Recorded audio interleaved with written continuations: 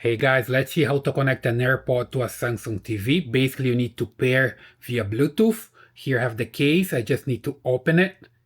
And back here, press this button and hold for a while. Then now it's in pair mode, okay?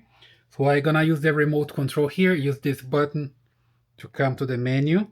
This one here brings me to the menu, see back there. When I press once, it brings the menu. I press a second time, it goes to settings. Then here come to Bluetooth, all Bluetooth devices, and it starts scanning. All right. Remember to leave this open like this, otherwise it's not gonna find it. And you see that's flashing here, and back there it found my AirPod Pro. So I just select this one, hit pair and connect, and now it's connecting. It's connected now, and I just hear a beeping here, meaning that's connected now, right? If I close the case, it's going to disconnect, right? So now I'm just connected here, and I can even control the volume. See here, now I'm controlling the volume here, and it's controlling the volume on the AirPods.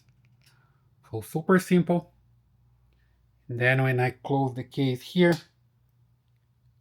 it's going to disconnect there and come back to the speaker from the TV, all right?